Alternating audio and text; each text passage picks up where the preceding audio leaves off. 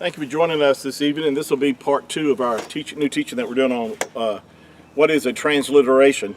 And the reason for this teaching is that I think that it would help you and help everyone that's trying to make sure that they are pronouncing the Creator's name accurately, because there's so many different variations that are out there, and it confuses a lot of people, so they don't feel comfortable because they don't have the proper information to have it settled in their own heart of how to pronounce the Creator's name. As I mentioned before, you'll see Jehovah, Yahweh, you'll see Yehovah, and there's a lot of different other ones as well, but there's only one way to pronounce the Creator's name: to transliterate his name from the Hebrew language into using English letters so we can make the same sounds as the Hebrew letters. That's really what a transliteration is all about. I'm going to read my definition that I gave you last time on our session, but I'm going to put this on this recording as well for those who haven't listened to the first teaching that we did on this. But this is what a definition of a transliteration would mean. It is pronouncing a name or word the same as it is spoken in the original language. And of course, if we're talking about Hebrew here, we're talking about the original language that the Father's name was written in, and this would be the Paleo Hebrew. These are the Hebrew letters. Now, what we want to try to find out is what English letters to use so we can make the same sounds that these Hebrew letters would make.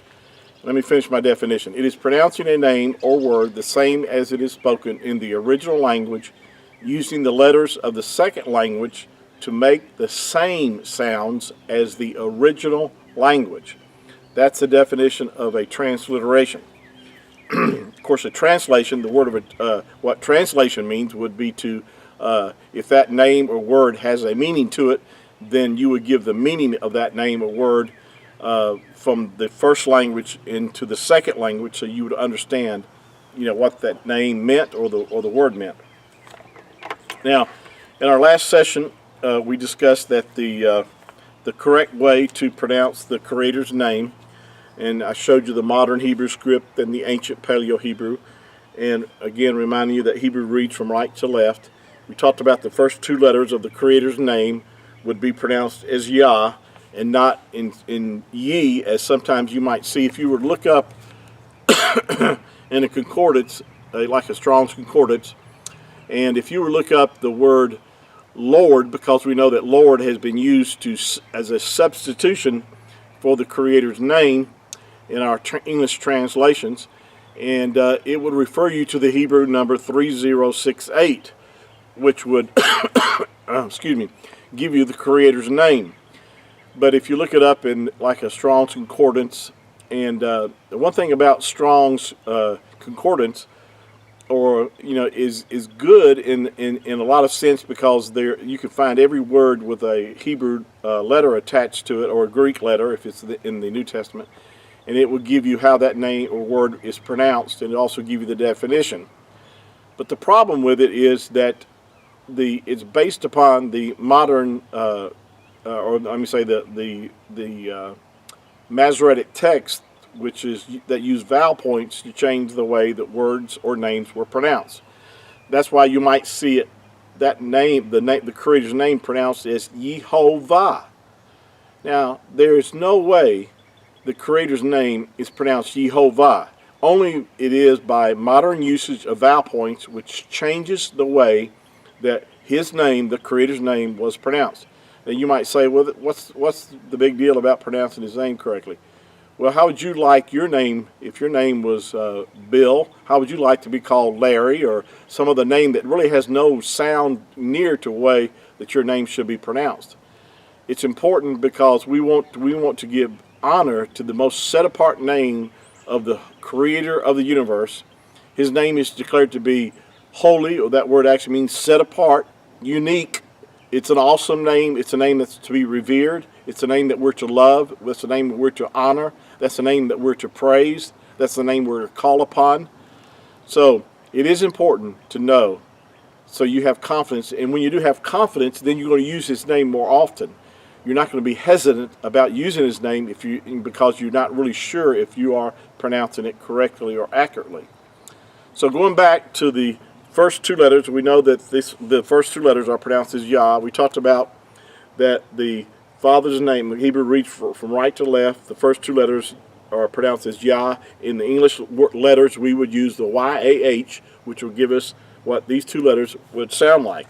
Now we know that for sure because we know that the ancient Hebrew word phrase Hallelujah or Hallelujah in modern terms, the letters of the Creator's name, the last two letters in the phrase Hallelujah is the Yod and the Hey.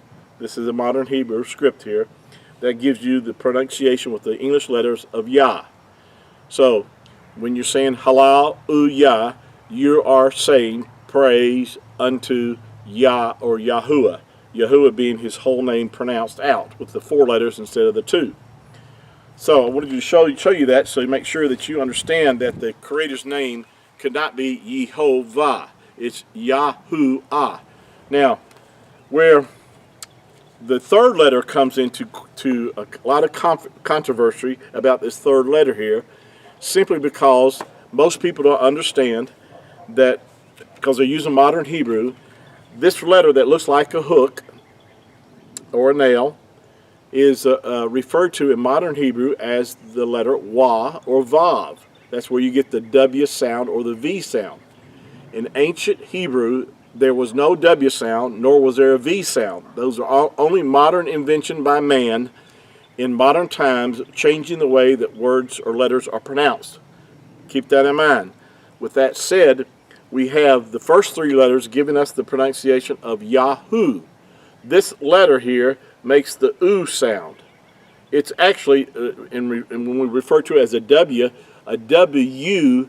is referring to the two U's that make the U sound. Two U's put together gives you the U sound. That's where in modern Hebrew, or modern, even in English, the English letter W is a modern letter. It came into existence, I think, about the 13th century. So this could not have been the Yahweh, or with the W sound. That W sound could not have been used in pronouncing the Creator's name. Now, another reason that we know that these letters, see, there had to be a standard way of pronouncing these letters without vowel points. And there was, and there is. By the way, these are all letters here in the Creator's name have vowel sounds.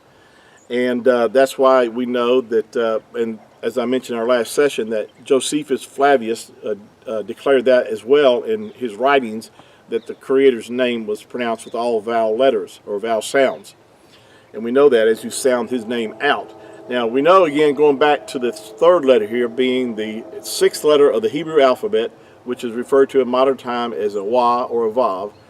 And that's why the pronunciation of Yahweh is totally inaccurate, totally not correct, and because there could not be that W sound. This letter in ancient Hebrew without vowel points made the U sound.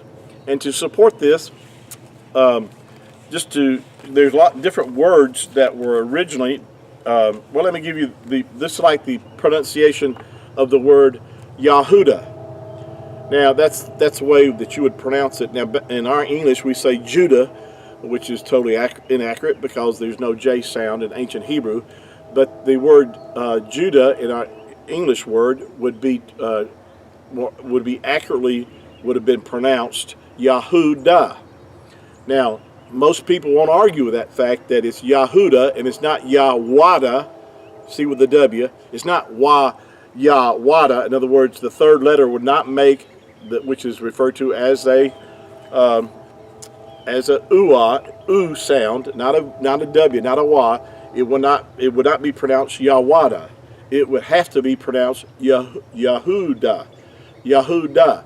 The only difference between Yahudah, which is the tribe of Judah that we use in English terms, and the only difference between Yahudah and Yahuwah's name is the letter D in our English word, but it's the letter Dalet or Dal in ancient Hebrew. And if you remove the D out of Yahudah, you have the pronunciation of Yahuah. So another word that see, like I said, this third letter had to have a standard way of being pronounced. Give you another example. The word ruach in ancient Paleo Hebrew is spelled resh, u. See, that's the second letter, ruach. See, the second letter cannot be spelled with a W sound nor a V sound. So just to show you that this letter in ancient Hebrew had a standard pronunciation of u, doesn't make a W sound nor a V sound. Another word would be, which in modern Hebrew, the word shalom. But in ancient Hebrew, that word was pronounced shalom.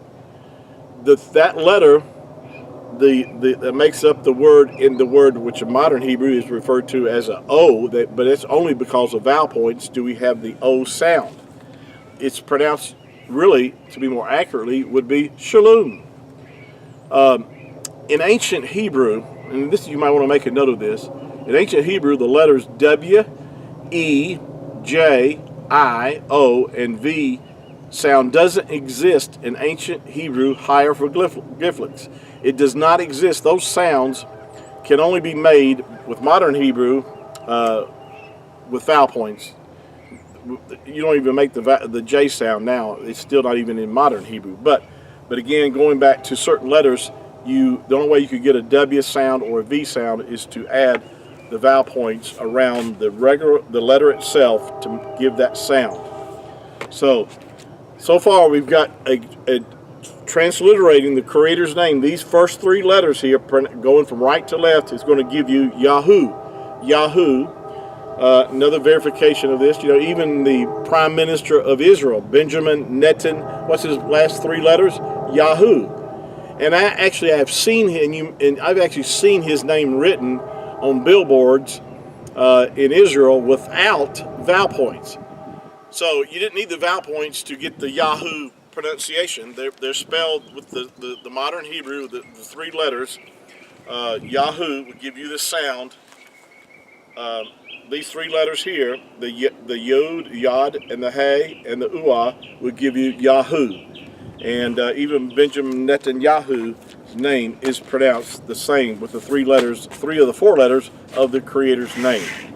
So we're trying to just make it more clear and more understanding. We'll talk about on our next session the last letter of the Creator's name and how we know how it's pronounced by a standard way that these letters had to be pronounced. Making vowel sounds, Yahuah is the way that our Creator's name is pronounced. I hope this has helped you. Thank you for letting me know that, and I appreciate your support. Thank you for just encouraging me with your kind words and comments. I appreciate that. And Yahuah blessing be upon you, and thank you for our session together.